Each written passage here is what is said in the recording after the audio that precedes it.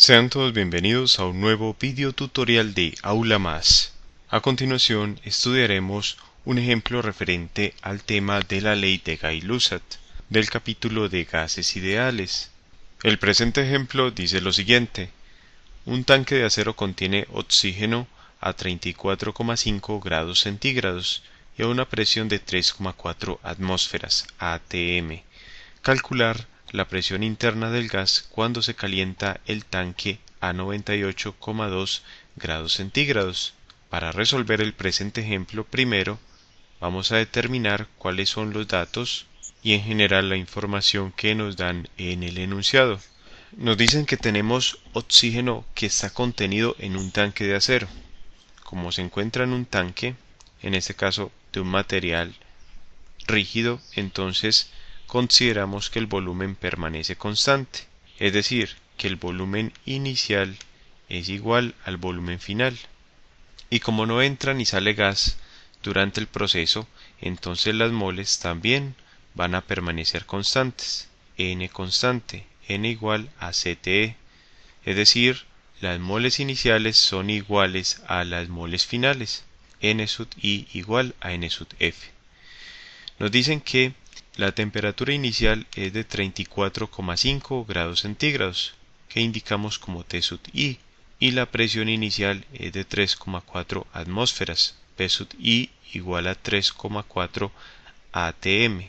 El tanque se calienta por lo que alcanza una temperatura final de 98,2 grados centígrados, que indicamos como T sub F, y nos piden la presión interna, es decir, la presión final, luego de que se efectúa dicho calentamiento, que es entonces desconocida. Tenemos entonces unas condiciones iniciales y unas condiciones finales para este gas. Como ocurre una variación de la presión con la temperatura, manteniendo el volumen del gas y el número de moles de gas constantes, entonces podemos aplicar la ley de Gay-Lussac, que nos dice que para un gas que presenta un volumen constante y número de moles constante, la relación entre la presión inicial y la temperatura inicial, es decir, P sub I sobre T sub I, es igual a la relación entre la presión final y la temperatura final. Dicha relación aplica para cualquier otro estado, ya sea intermedio entre el estado inicial y el estado final. Es decir, que manteniendo el volumen y el número de moles constantes y haciendo variar la presión con la temperatura, la relación en un estado específico para este gas entre la presión y la temperatura va a presentar un valor constante, un valor numérico fijo. Y de esta ecuación despejamos la variable que nos interesa, que es la presión final, P sub F. Y para despejar la presión final P sub F, pasamos la variable temperatura final T sub F, que se encuentra dividiendo al lado derecho a multiplicar al lado izquierdo, con lo que nos queda P sub I por temperatura final T sub F. Todo esto sobre la temperatura inicial. Y esta expresión decimos que es igual a la presión final P sub F.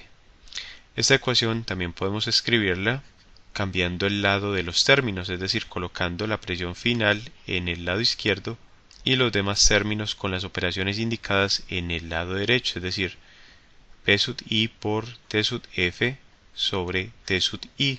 Hemos obtenido entonces que la presión final es igual a la presión inicial por la temperatura final sobre la temperatura inicial. O en otras palabras, P sub F es igual a P sub I por T sub F sobre T sub I. Podemos ver que la temperatura está dada en grados centígrados y necesitamos que se encuentre en valores de temperatura absoluta, por lo que debemos sumar a este valor en grados centígrados el valor de 273,15 para pasar a unidades de Kelvin.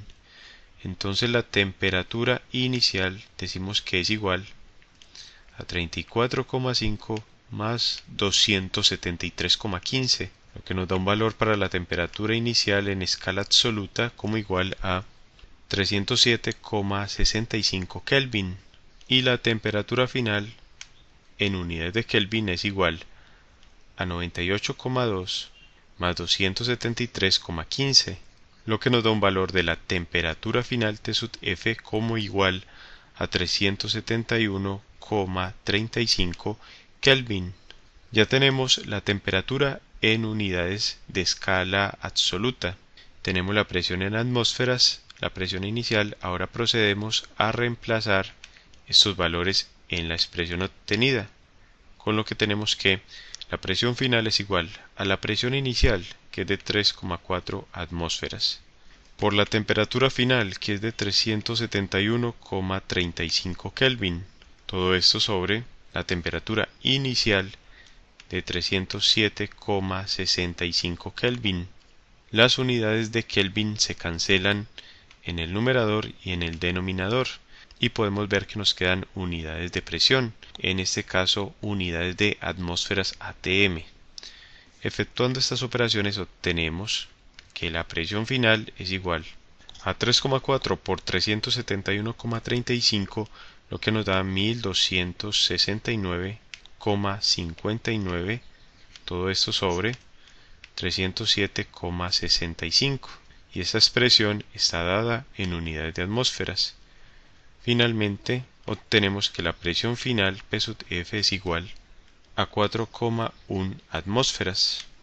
Podemos ver entonces que el calentamiento al que se ha llevado este tanque que contiene oxígeno conlleva a un aumento de la presión interna del gas, y este es entonces el resultado que estábamos buscando en el presente ejemplo.